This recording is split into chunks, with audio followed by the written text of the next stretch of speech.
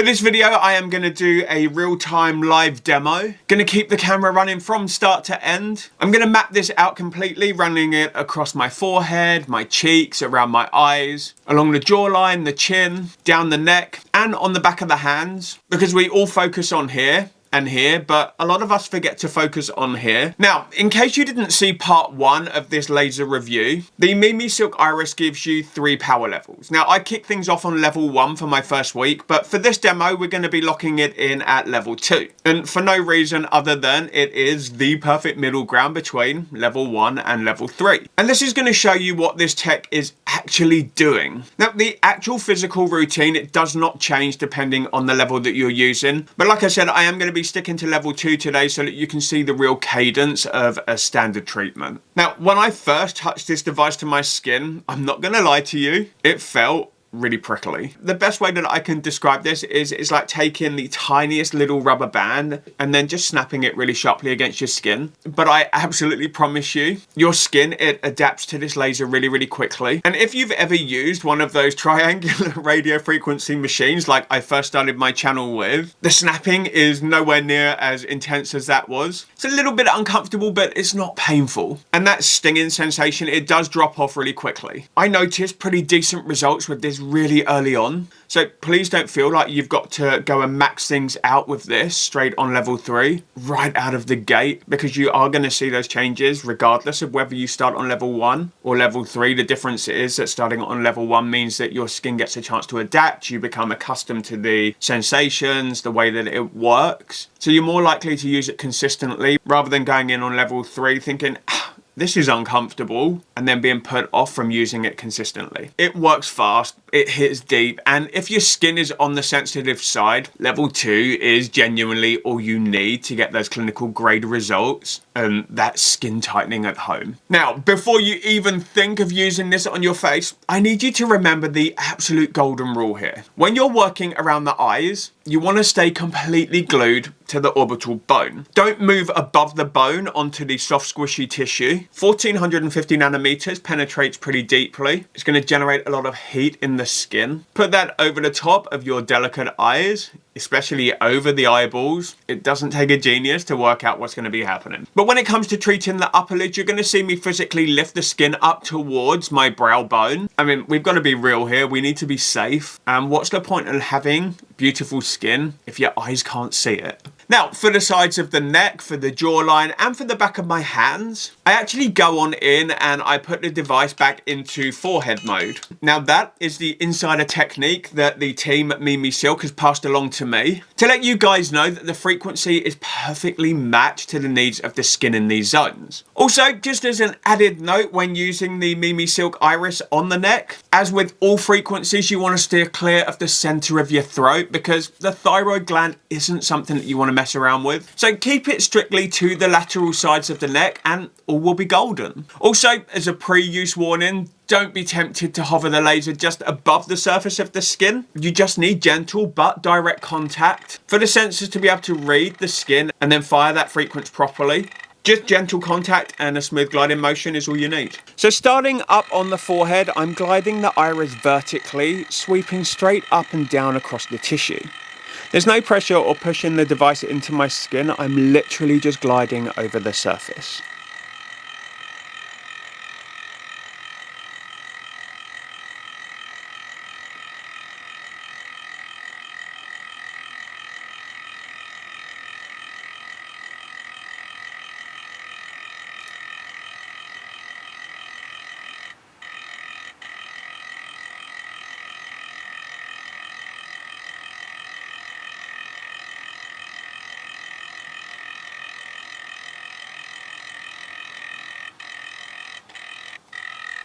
Now, once I've worked my way from one side to the other, I turn the device sideways and then I go completely horizontal.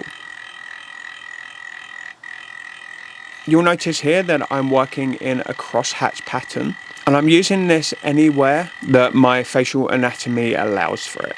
The MimiSilk Iris fires its fractional beam in a really dense mosaic-like pattern, so doing both vertical and horizontal passes ensures that you aren't leaving any dead zones or gaps in the dermis. And the exact second that the device finishes delivering the proper clinical dose of energy to this zone, it will beep at you. Next up, I'm transitioning straight into the periorbital zone. Now this covers the crow's feet and that hollow under eye area. I'm not going onto the soft squishy tissue, but I'm staying right on the bone and nothing above it. And this treatment window is incredibly fast. And it's the exact same movement, just a controlled steady glide directly on top of the bone. And as soon as that tone beeps at me, I know the treatment session is done and I am going to switch myself over to the other side. So again, I'm working my way around the orbital bone.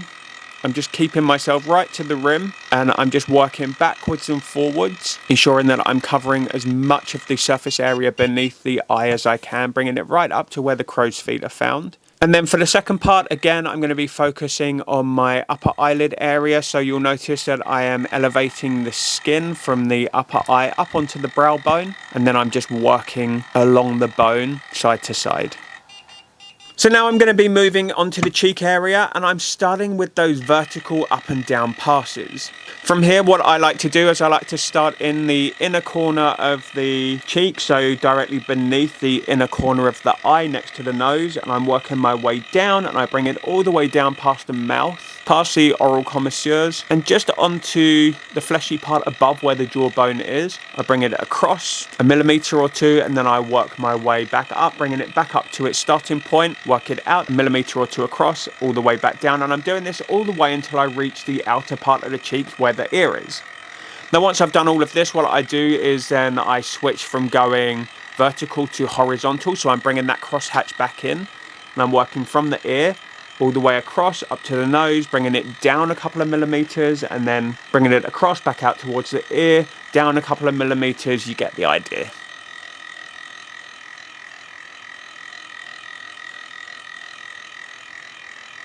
Now once I've done all of that, again I will start to work from the down up and I'm going to do as many passes as I can before it beeps at me and I switch sides.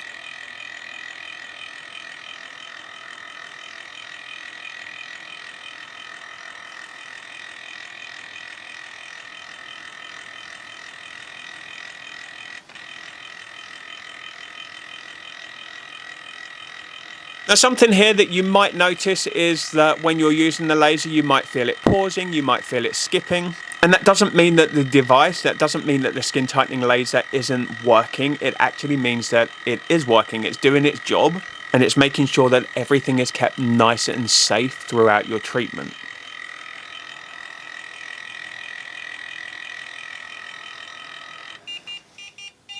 The window of the MimiSilk Iris, it needs to sit absolutely flush against the skin at a 90-degree angle for it to be able to fire continuously. So if it's not doing this, then it stops firing that frequency.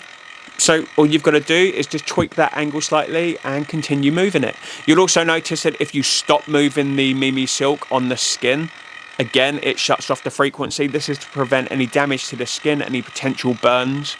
It is part of the intelligent mapping system that's built into this to make sure that everything is as safe as possible. So yeah, if you're wondering why the device is stuttering or it stops pulsing, it's just the contact sensor protecting your skin, so don't sweat it.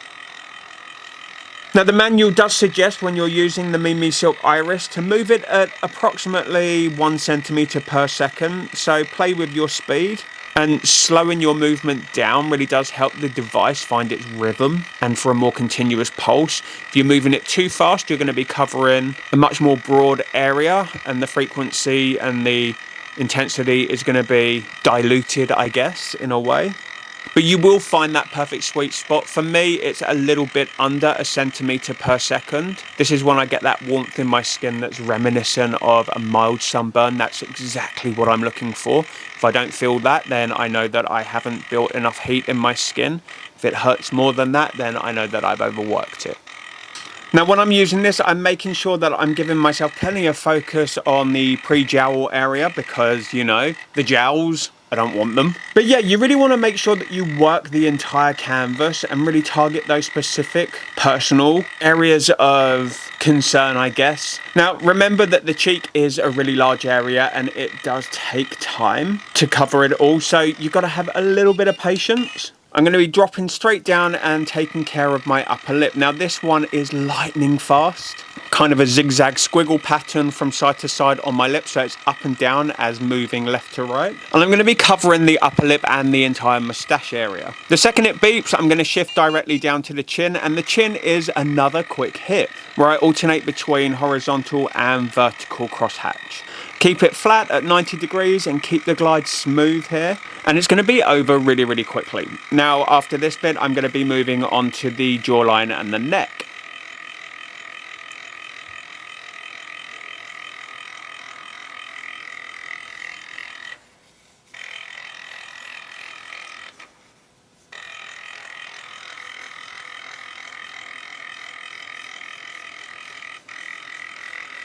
So now that the main face is locked down, what I'm going to do is I'm going to cycle the device back to the forehead mode. The more crepiness, lax skin that you've got, the more time you would want to dedicate to it. So for me, a half cycle is normally enough. And again, in this area, I'm coming directly for my jowls. I'm coming directly for that double chin turkey neck area. And I'm going to be completely real with you. This zone is bony, it's angular.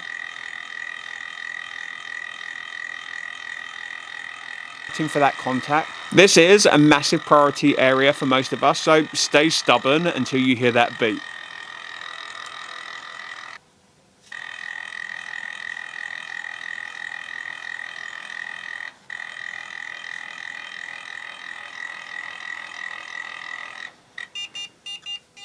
And finally, we're moving on to the hands. Again, we're going to be using the forehead mode, and one full session I find for me works for both hands. Now, let's be totally real, the hands are a battlefield because the skin is paper thin, it's incredibly bony, and the device is going to start and stop. I had to have some real patience while I was working out how to get this to be consistent and fire beautifully. Again, like I said earlier, just stay stubborn. And that's it, face session done. All right, so now that the laser work is locked down, let's talk post-care protocol. Deep and massive hydration is absolutely non-negotiable after hitting your skin with the kind of thermal energy that you get in the MimiSilk Iris. Depending on how simple your routine is, you could just go in with the MimiSilk PDRN collagen face mask straight after, throw it on, leave it on for half an hour or 40 minutes, and then just apply your usual skincare afterwards before you head out the door or before you go to bed. Now, for me, I am full in and full on when it comes to my skincare routine. The changes that I've managed to achieve over the last 6 years have been down to consistency, down to choosing the right products, and down to understanding both my biology and what the capabilities are at home. Now, first things first, and it's not going to come as a surprise to a lot of you, I go in with a couple of drops of the Collagen Professional Serum just to help supercharge that cellular recovery and repair. Just going to pat this into my skin. Now, normally I would run over the top with the Ladora Lumio with the Collagen Professional Serum, but because I've just used a heat-based treatment on my skin, I don't want to go overstimulating it with any other modalities. So for today, that is it. Then over the top of this, I'm going to go in with a few pumps of the Ladora Bioadaptive Cellular Serum, and I'm just going to let my skin really just drink this up.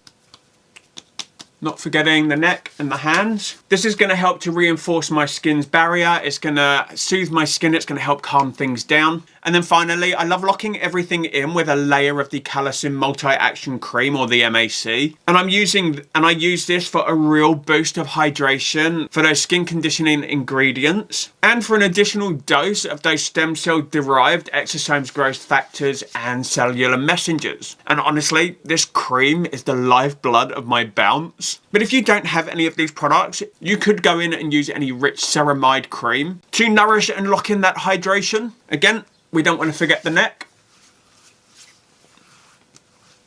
And of course, back of the hands.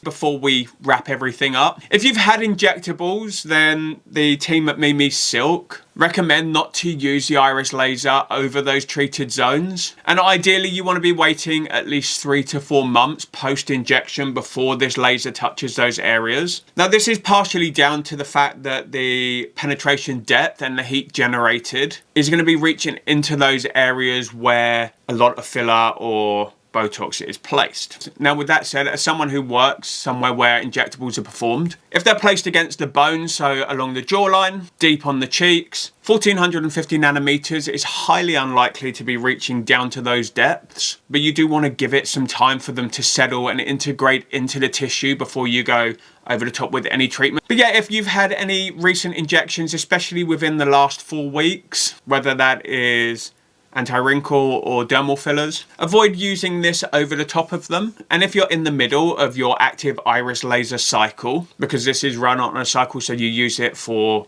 4 to 8 weeks and then you take like a month's rest. If you're in the middle of an active cycle, just reschedule your appointment for a little bit later on if you really want to get results from this and from your injectables.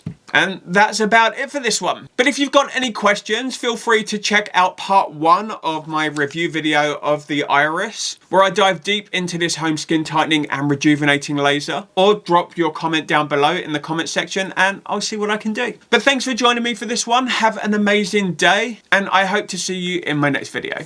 So until then, TJ over and out.